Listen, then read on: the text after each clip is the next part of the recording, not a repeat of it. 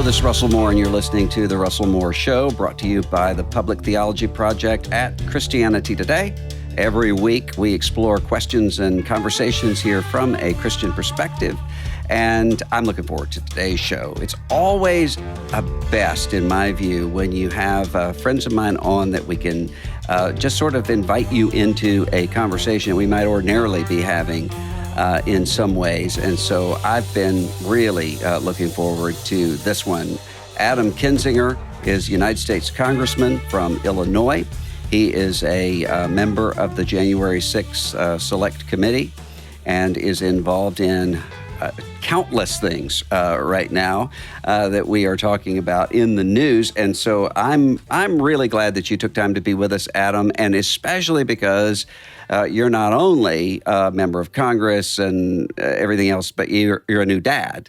Yeah, and 6 weeks old. It's great.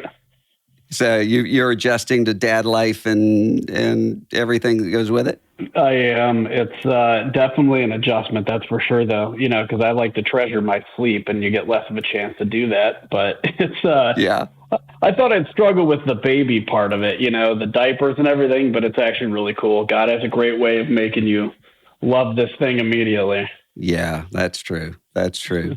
Well, before we get to, sometimes I think when it comes to somebody who's involved in so many obviously important things, sometimes people can lose sight of the most important things. So tell me about your relationship with Christ. What's Well, thank you. And, for me, I grew up in a Christian household, and, I had my own journey. Obviously, when you grow up with parents that give you faith, that's extremely important in the long run. But you go through a moment of rebellion, and I did that as I struggled with, I was raised in a very kind of strict Baptist church where when I look back on it, I think there's a lot of good stuff that came from it. Obviously, my faith ultimately, but what you struggle with in that environment is truly understanding what God's love is. And so when I got to a point in my life at 16 years old, and, I never really felt or understood God's love, it was more cerebral. I went down a path to rebellion, went to college, flunked out of college, and did, 6 months working in a department store before, God really shook a hold of me and said, okay, you went through that phase. It's time to get your life together. And that's when I began the journey of really understanding God's love. So I've considered myself a born-again Christian since I was a kid, but it's really in my kind of early adult years where I really came to understand, the amazing benefits, not the benefits is the wrong word, the amazing joy of faith. And that, what Christ means when he says, my burden and yoke is easy. You don't have this huge, rule book laying over you. He loves you, love him, and he'll change you from the inside. Yeah, that's funny because so many conversations that I have, especially it seems with folks from 16 to about 22, is just that. It's hard for them to understand that God's not angry at them and that God actually does love them. It's true, and I think C.S. Lewis is obviously an amazing author. I recently read some stuff from Brendan Manning, and Brendan Manning, he has really amazing stuff about just simply loving Christ. And at the end of his life, he ended up dying of alcoholism, and some people like to look at him and say, well, look, he was a secret alcoholic the whole time he was saying this stuff. And I go, that actually to me is just more amazing, the power of Christ. Like, yes, obviously we wish he could have gotten that under control, but we all have, to some extent, whatever our form of that is. And this is a man that I think will greet us all when we walk through the gates of glory. So Ragamuffin Gospel, is that been something that's been important to you? Yeah. Yep. And that was the one, actually, I read some of his other stuff, but that was the one that really, really kind of grabbed me. And I thought he's just deep, really deep stuff. Now, sometimes you served in the military. Sometimes people will say, being in the military was a real test of my faith. And other people will say, thank God for my time in the military because it really gave me the tools I needed as a follower of Jesus, as a consistent follower of Jesus. Which of those two was more like your experience?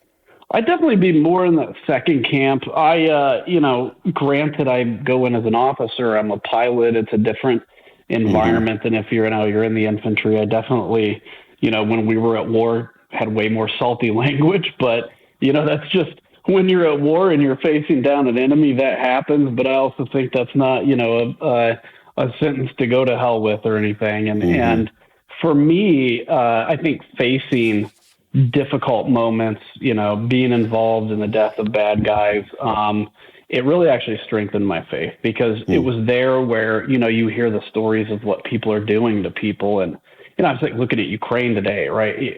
Somebody killing innocent civilians. And you recognize that in a fallen world where, too many people choose, we have a choice, and too many people choose to go the route of real darkness. Like, you have to have people willing to don that uniform to go be the counterforce to it. I think often of, the centurion that came to Christ and said, what do I have to do? Well, Jesus didn't say, put down your weapon because you can't be in the military, because you can't be willing to commit violence. He said, follow me. And so that's always been interesting. But to me, the military, way better than Congress. It's the best job I've ever had. Well, of course, we're watching right now just unbelievable images. And of course, we're recording this on a Friday. This won't air till Wednesday. So we don't know what is going to happen between the time we record this and it airs. I hope that someone will say, oh, well, they're still talking about Ukraine, and Vladimir Putin has completely changed course and decided not to. I doubt that will be the case. Amazing. Wouldn't that be amazing? Yeah. But when we're looking at Ukraine, there's some differences even among people who generally are on the same page about what to do.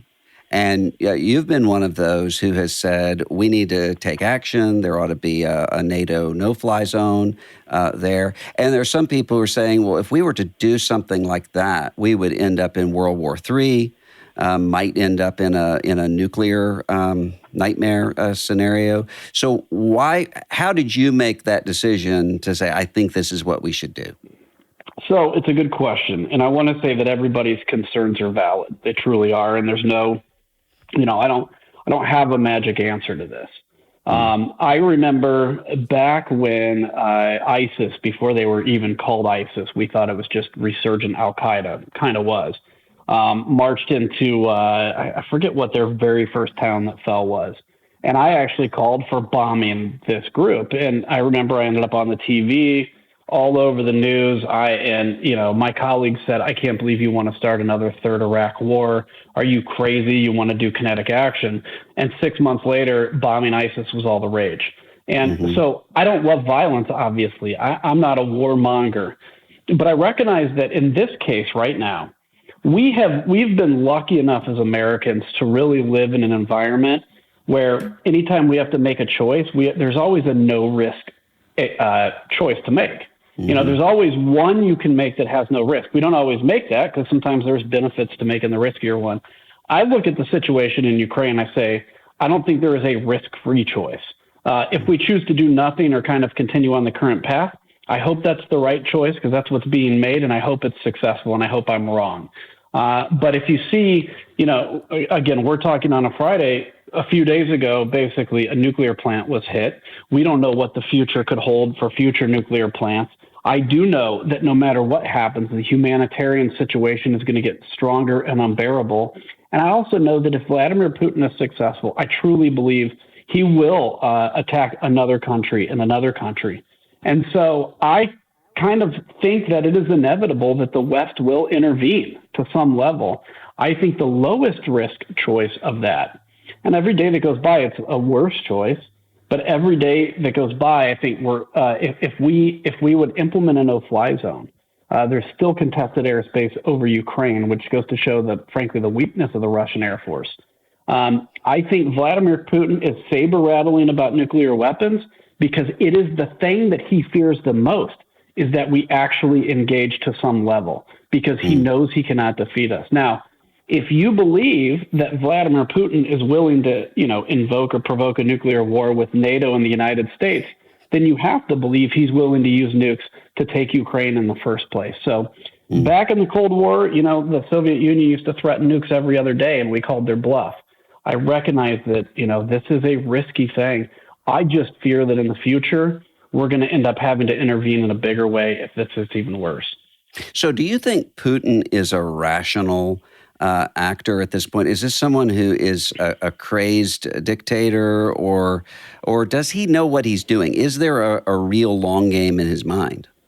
I think he's a bit crazed, but also rational. I think he's rationally doing what he thinks is going to create his legacy. I think he's almost 70 years old. I mean, looks young for his age. He's almost 70. Probably doesn't have, long for this earth. And he's starting to think of, how am I going to be remembered? He was in essence, the greatest president since the fall of the Soviet Union. And Ukraine is a crown jewel for him, as well as Georgia, which he occupies a third of already, Moldova, et cetera. I think he looks at this and says, no matter what the cost, some indications are upwards of 9,000 Russian soldiers dead already. By the way, that's what we lost in the whole 20 years of Iraq and Afghanistan. But he looks and says, regardless of this momentary pain, history, if I deliver Ukraine to Russia, history will remember me as a great leader. So that's his rationality. I think is when it you nostalgia for sort of Soviet Empire days? It's nostalgia. I think so. I think that's really what it comes down to. And he was brought up.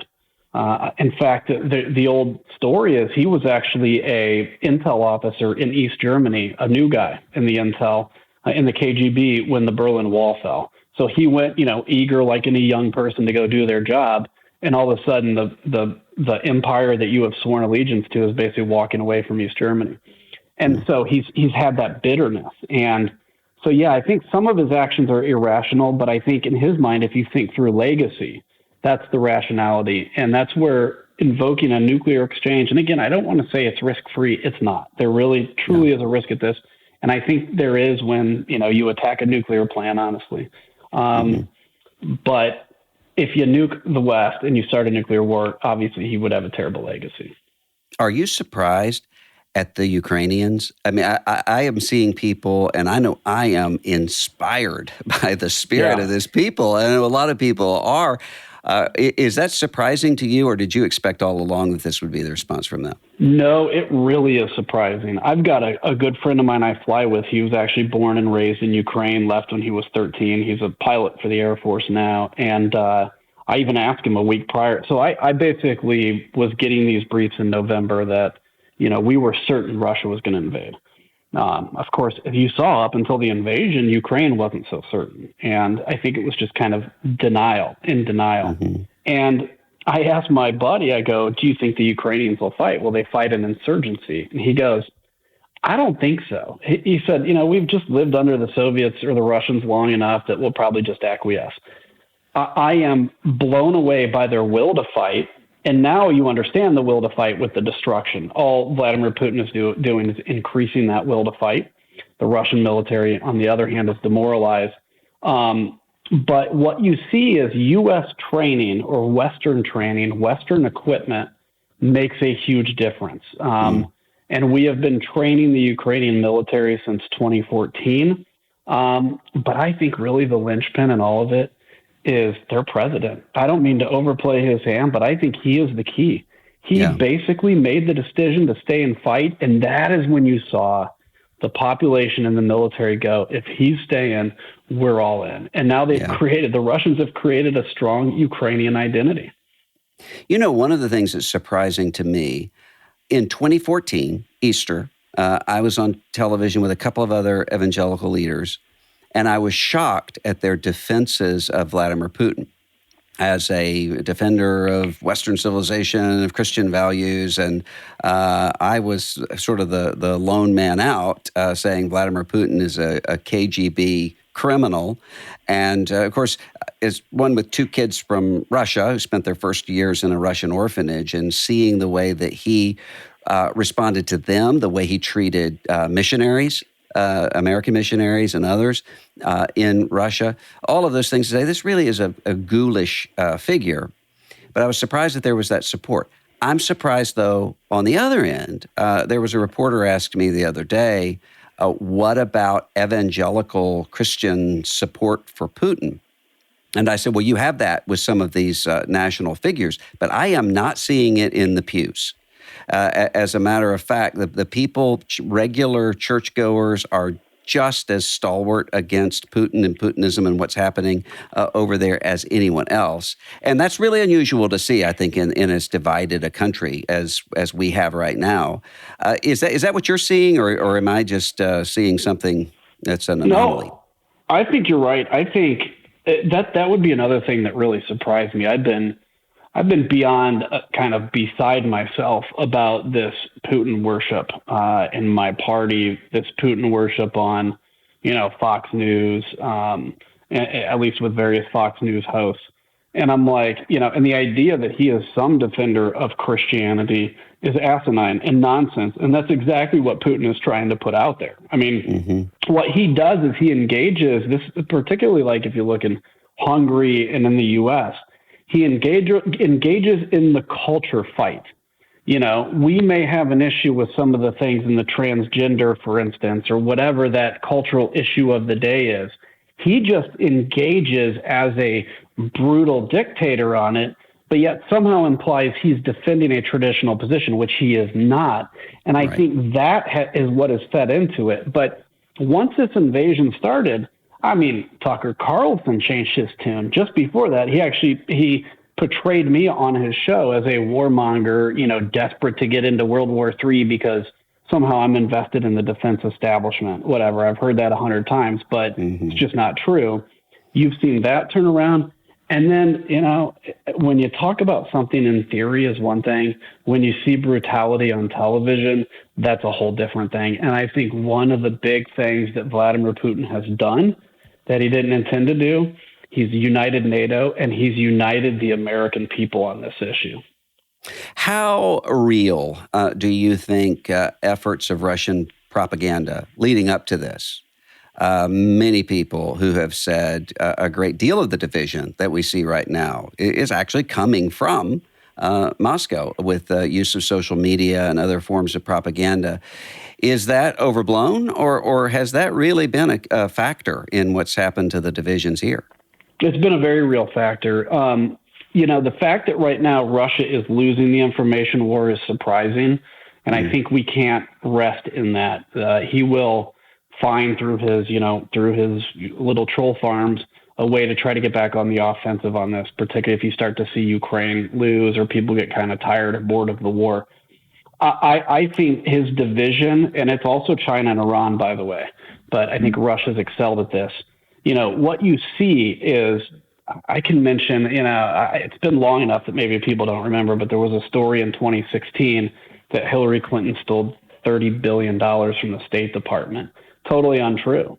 That was even reported on Fox News, which I would consider more of a mainstream media source. And what happens is, RT or Sputnik or one of those state-owned things would create a story, and then it would get retweeted by legitimate news sources and become fact. And that was very effective in 2016, 2020, during the riots in the summer in 2020, and the misinformation around January 6th, because it doesn't take much.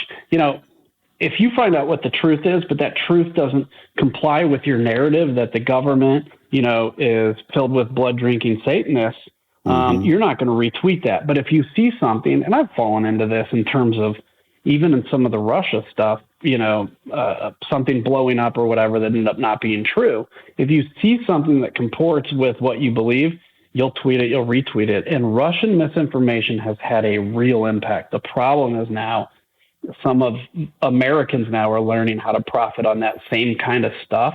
And I think it's kind of taken a life of its own now because it's all about money, retweets, and it's its own, free market system.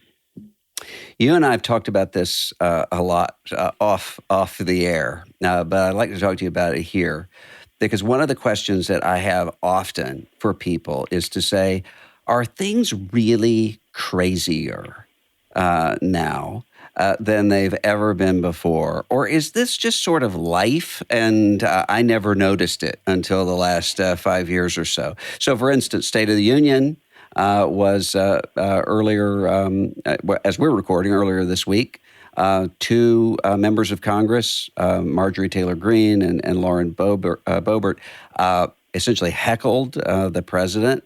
I remember, what was it, 10 years ago when Joe Wilson from South Carolina said, "You lie," when Barack Obama was speaking. And it was, he had to apologize. And there was this big issue that came out of it. This just seems to be the world we're living in now in every area.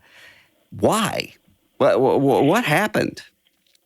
Yeah, look, and Joe, I've talked to Joe Wilson, and he is still ashamed of what he did, and he's like, "I'll let my emotions get a hold of me."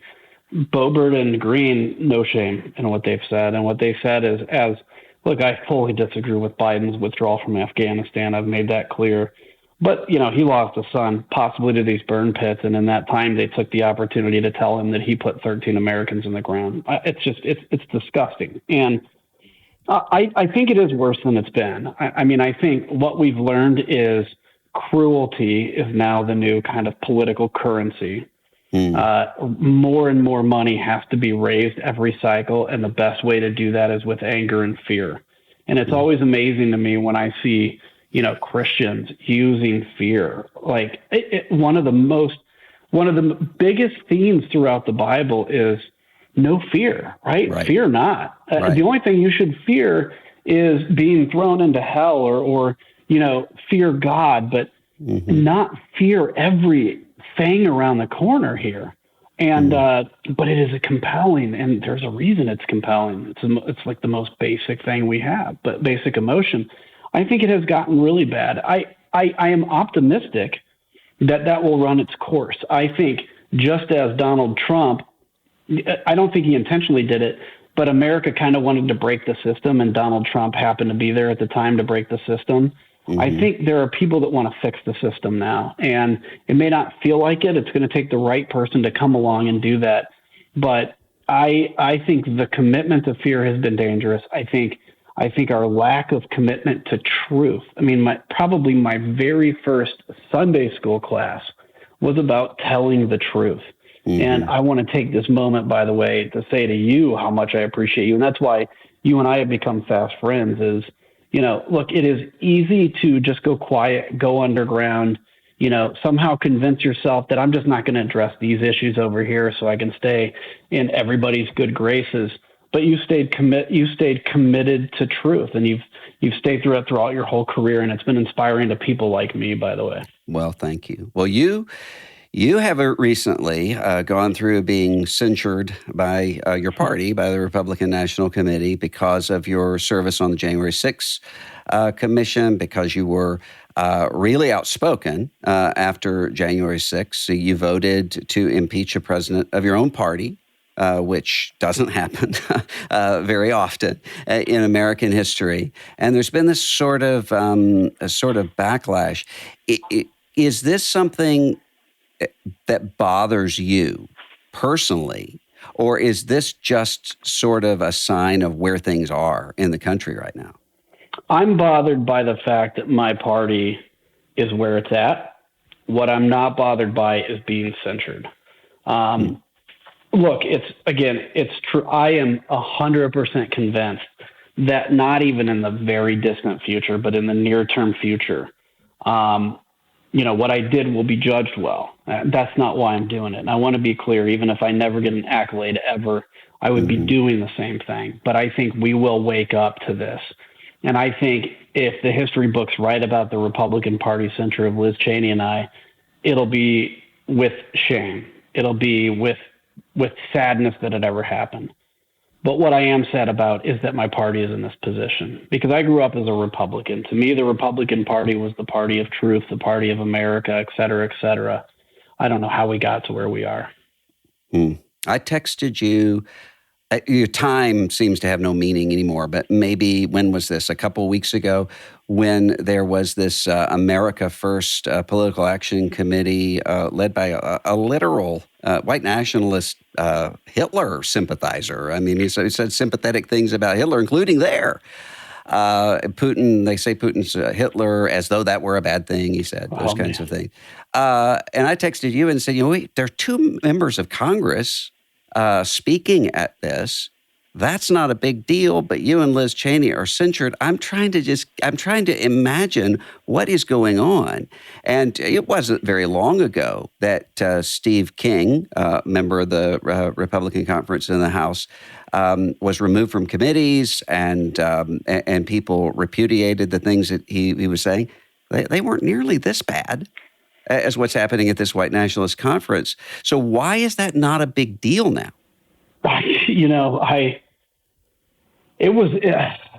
So Nick Fuentes he's not even like a pretend white national, or like kind of maybe flirts with it, but can say he's really just concerned with America. He says it. And like you mentioned, he said, they say Vladimir Putin is Hitler, like that's a bad thing, which means Hitler's great. Kevin McCarthy, the leader of the Republican Party, when asked about it, and he won't do it on camera, he said, yeah, they shouldn't have said that. That's terrible. And that was it. In the meantime, Liz Cheney was removed as the conference chair. I get censured. I'm kind of persona non grata in the party. It's fear on the one hand, because if you actually take this on, you fear. This is actually the most absurd thing. Republican leaders, the Republican members of Congress, actually fear their own base. It never should be like that. Like, your base should be what you're concerned about and who you're trying to influence. And, the people that you care about that are the activists to help you get in and help this country, I'm going to tell you, members of Congress are scared to death of Republican voters. And now I'm sure there's somebody that's going to say, well, that's good. You should be scared of the voter. No, actually, no, that's not good. That is not the situation we're in. We want to be able to know where, yes, I work for my district. At the same time, you want me to go to D.C. and to represent you and work for you, not to fear you. And that's where we're at. And Donald Trump has put that on us. And then, Donald Trump and Trumpism has become this whole thing outside of him, too, where the most extreme voice is seen as, I can't take that on because there's going to be a big group of people and a lot of money behind it. And man, I wish I had the silver bullet to it besides, obviously prayer and speaking out. But I think some of that is going to be having to affect how we fundraise because it is a toxic way to do it, but I could raise $5 gajillion tomorrow by just telling people that, I have proof that Nancy Pelosi wants to kill your family, right? Yeah. Obviously insane, but I could raise money on it.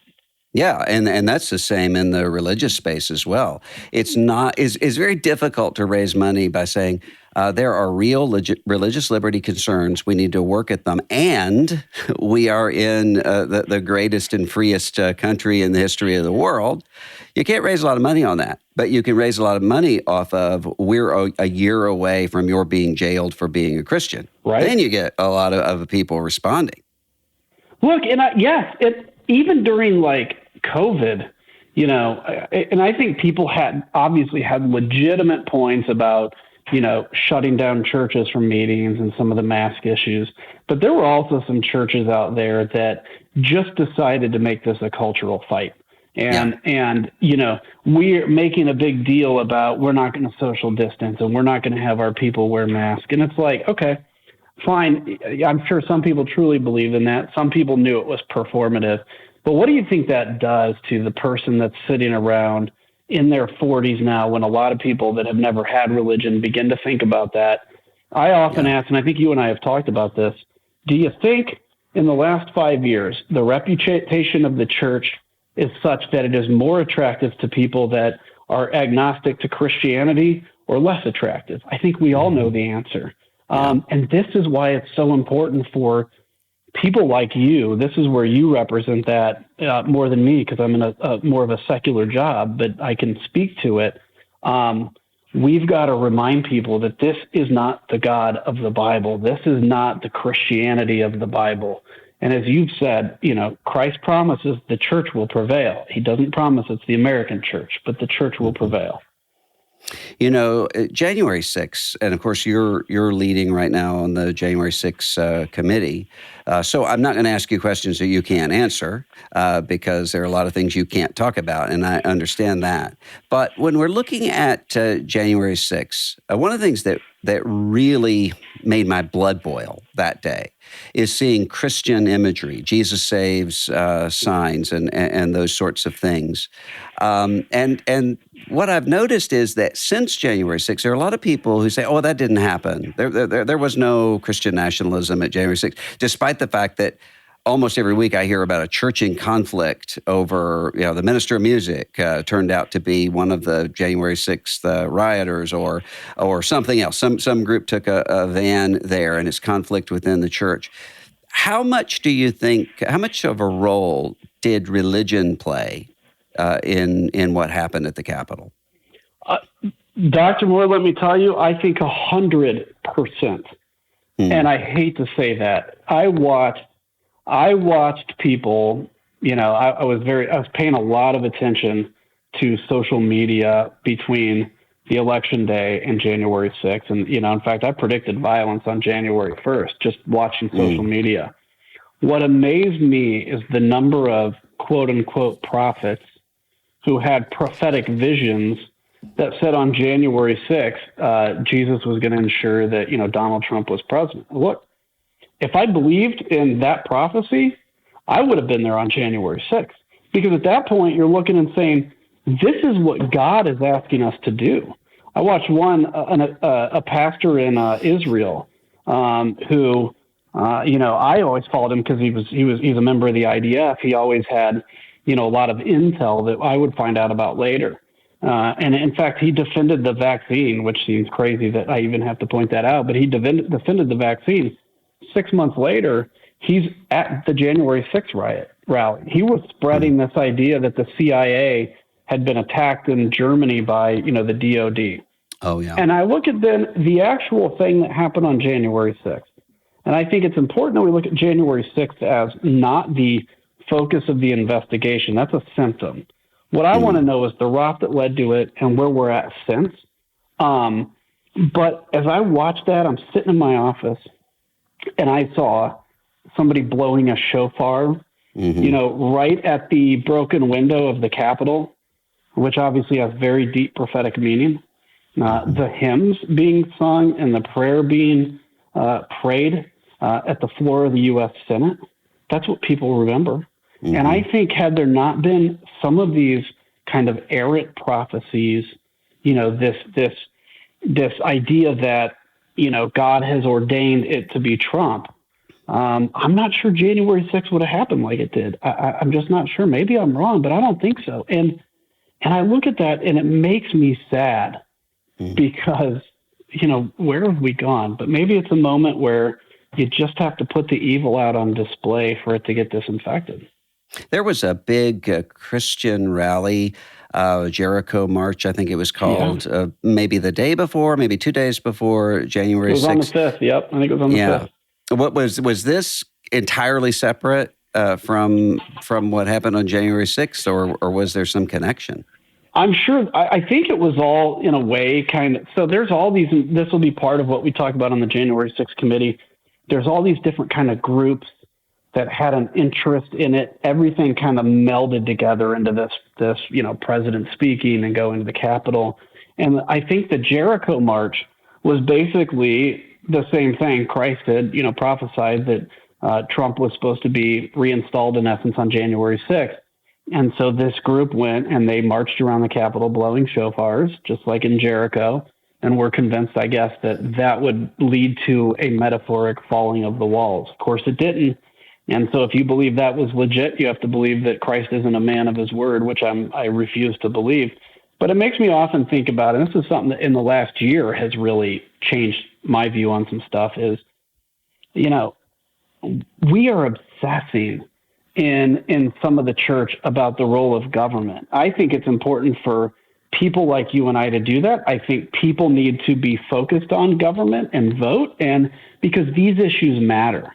But when you have church leaders just constantly telling people that everything is corrupt, the whole point of coming to church is so we can worship a man or we can talk about this issue. I don't know how that comes in line with the testament of Jesus, who said, look, render to Caesar what's Caesar's, but I'm here to be a fisher of men. And I'm still wrestling with that because I'm a government member, but it's an interesting question. Now, you mentioned a few minutes ago about how people in the political space are right now afraid of their voters.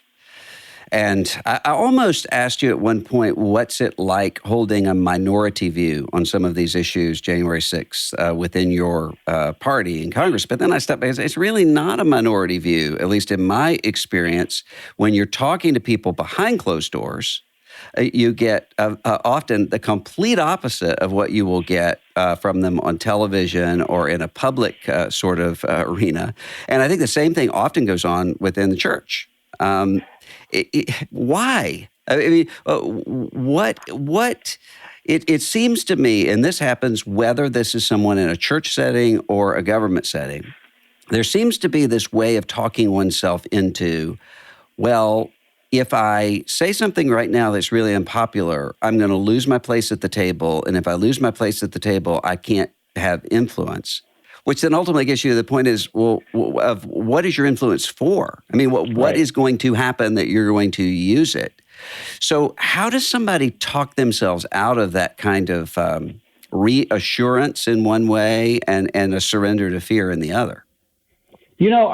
So the answer, I think, by the way, is you just have to recognize, for instance, in my job, if you lose your race for Congress, it's not like God sitting there saying, you shouldn't have told the truth. Yeah. You shouldn't have told the truth, right? Shouldn't you have recognized that this isn't the moment for truth? This is where you should have played politics. Mm-hmm. I mean, look, if you believe that, you're going to accidentally lose your election for telling the truth, I got not really a lot of advice for you. But I got to tell you, your prescription, what you said is going on is 100% true. And everybody I've talked to in my job that tells me, hey, I admire what you're doing. I can't do it because my district, I have this opponent that says this, or, I've just decided to focus on local issues. I have a friend in particular that I really respect, but that has been this person's thing. And reason for not defending me many, many times is just, or defending the truth many, many times is like, I'm just pivoting to local issues. Okay, cool. That's good. It's fine to pivot to local issues. This isn't the moment, though, to ignore truth. This is a moment where literally I think the future of this country, or for sure the party, is hinged on. This is that moment. And if you do care about things like abortion and life, and you want a government that has lower taxes, and you want a government that gives people more individual freedom, the current Republican Party won't be that. First off, they don't even care what you believe anymore as long as you show loyalty to one man or to one kind of anger. But I will also tell you, when the next generation takes power, they're going to vomit out the Republican Party for what it's done.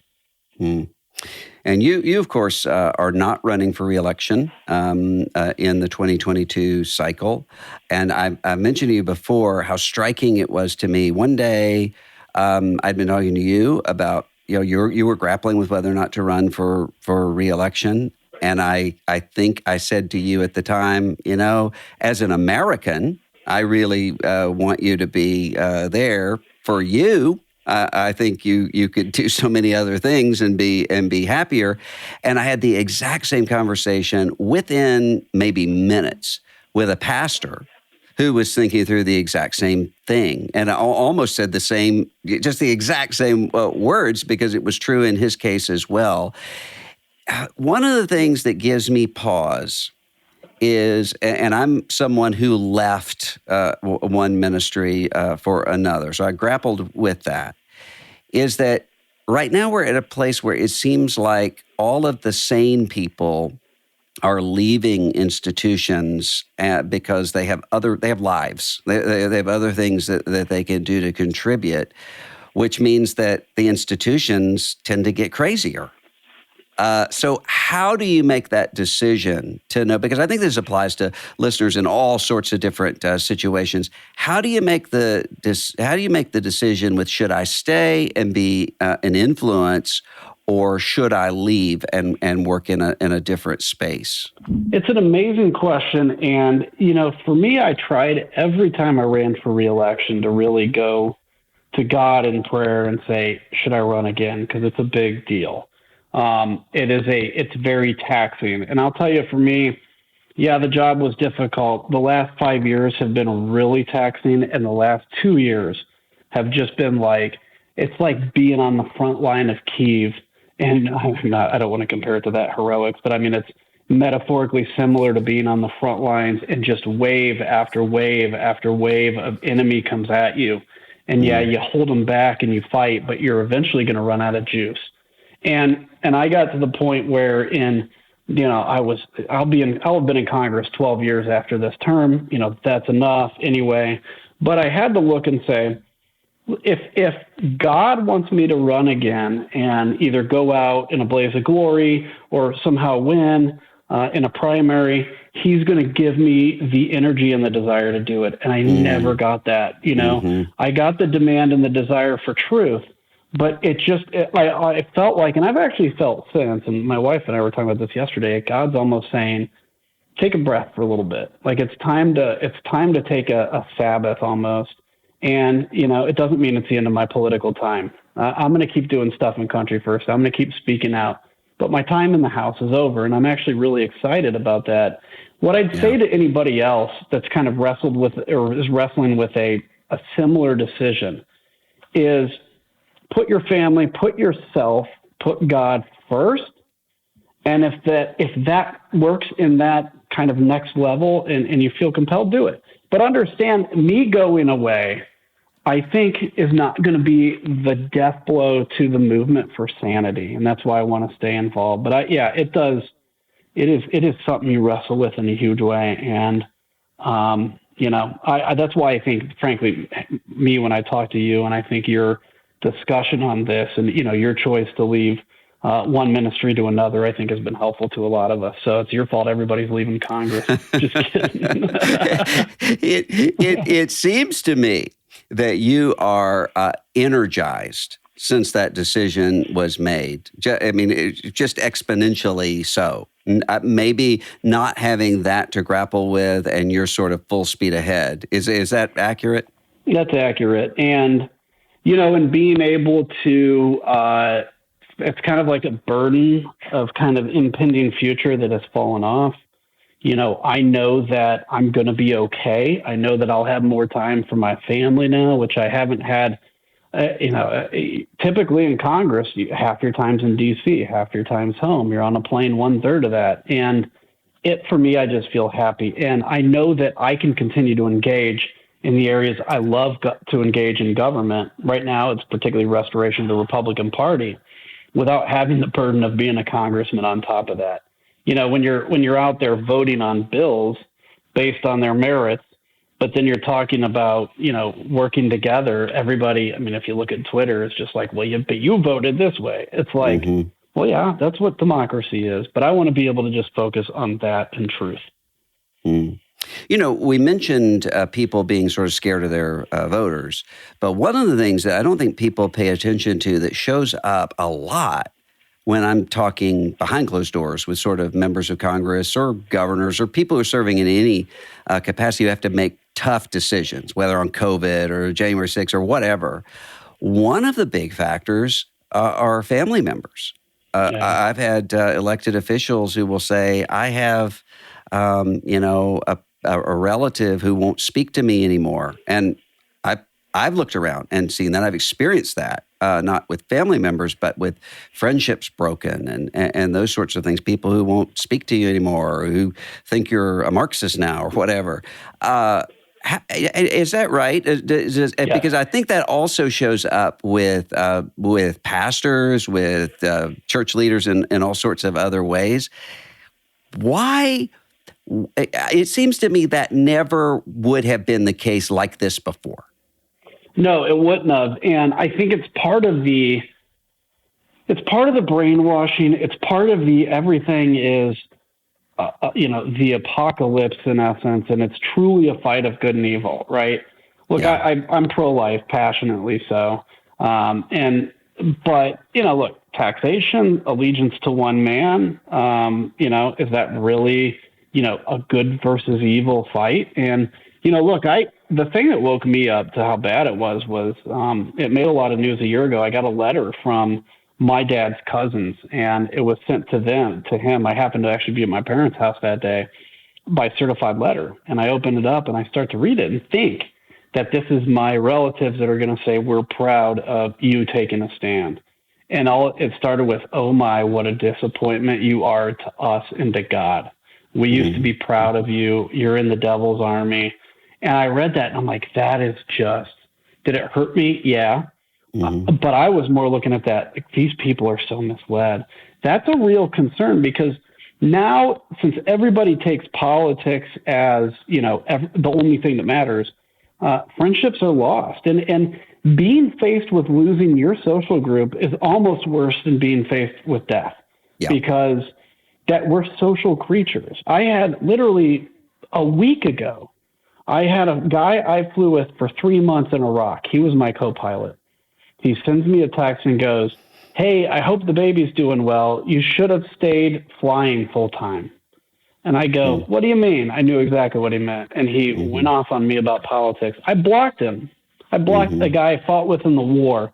But I asked him before I blocked him, I go, "So you're sitting around and you're like, I'm going to send Adam, who I was in the war with, to tell him how disappointed I am because he's trying, in his mind, I'm trying to get a media gig or whatever. There's way better ways to get a media gig."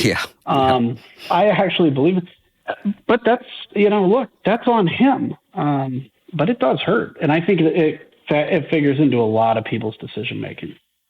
Well, there are a lot of people, a lot of churches that experiencing division, but who kept saying, if we can just make it through, fill in the blank. So a lot of people say, if we can just make it through this 2016 election, then we can heal up.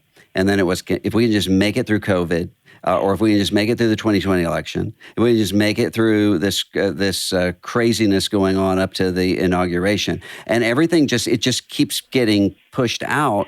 And now I would have a lot of churches that would say, okay, at least we won't have the division over Donald Trump anymore now that he's defeated. And here we are.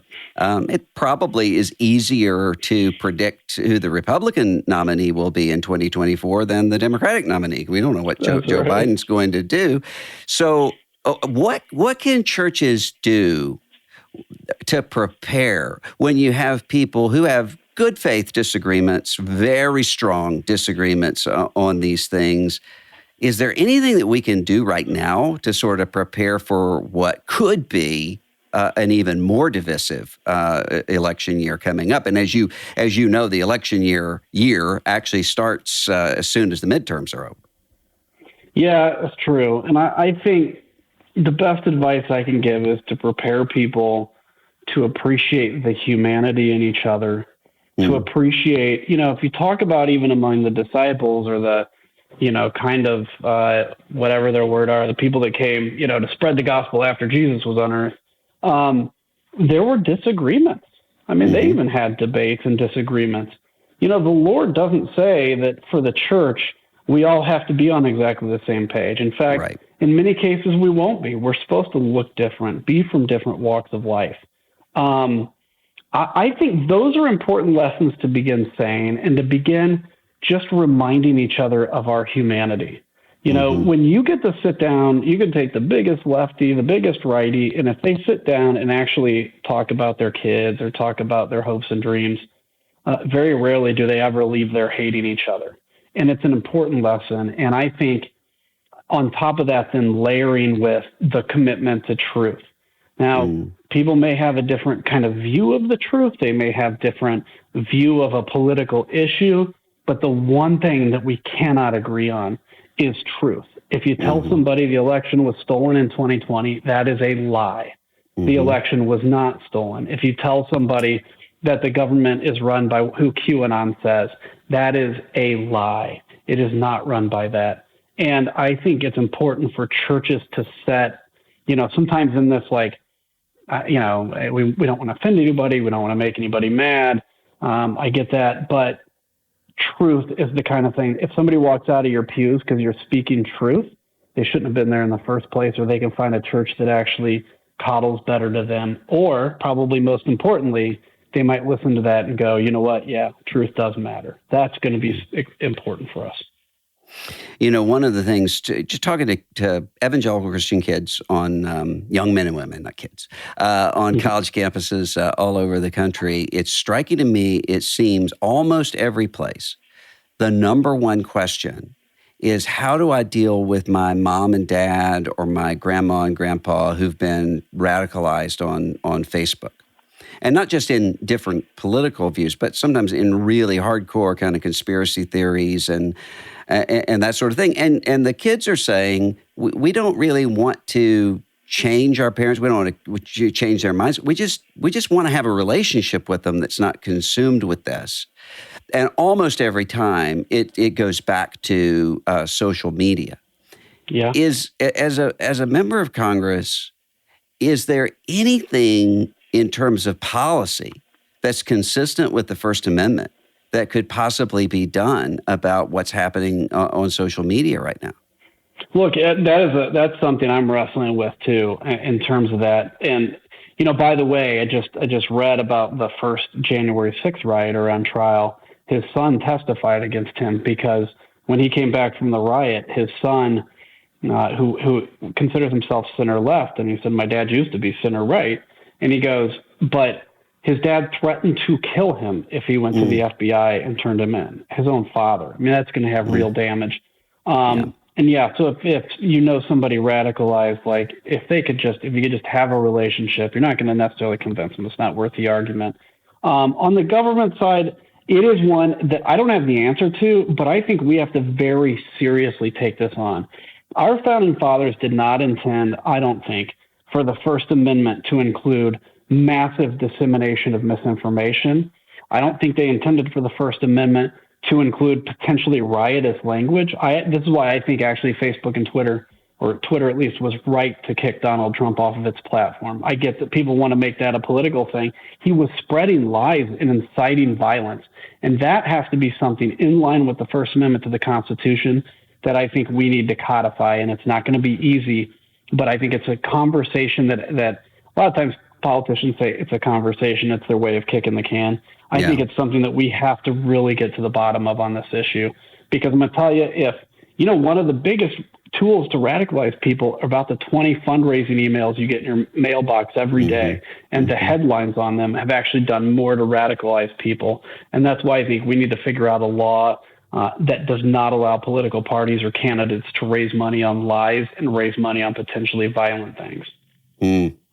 Well, how can my listeners be praying for you as you go forward, both with the January 6th committee report, which I'm assuming will come out sometime over the next year, but then also for your life and work going forward? Look, for me, it's just, I feel like I'm kind of getting out of that moment of being assaulted on the front lines constantly. But I think it's pray for strength, right? I mean, we all go through our own battles. Mine's particularly public. That's what I would pray for, is that, I can still prioritize the right things. But the one thing I would ask is just pray for truth to be exposed. There's a moment when everything feels dark and lies feel like they're winning. And I think on the January 6th report, we have an opportunity to lay the truth out there for the American people. And I hope that I think in history, it'll have a massive impact. But I hope just putting the true story out there, even if somebody doesn't want to believe it, takes hold in people's heart, just like lies can. So I would just pray, spend your effort praying for truth to prevail and evil to be exposed and destroyed. Thank you, Adam Kinzinger. I am grateful for your friendship and grateful to have this opportunity to talk to you with our listeners today. Thanks for being with me. Of course, it was great. Thanks. And I'd like to encourage you to tap the cover art for more resources, including how you can find out more about our guest today. And while you're there, become a member at Christianity Today and join the movement that we have of gospel-focused people, Christians all over the world. And also, let a friend know about this conversation. And so this is Russell Moore, and you've been listening to The Russell Moore Show.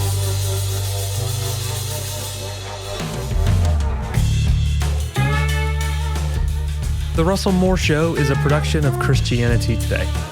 Eric Petrick is our Chief Creative Officer. Russell Moore is the Executive Producer and our host. Mike Cosper is our Director of Podcasts. Administration for CT by Christine Kolb, Pam Vodanova, and Abby Perry.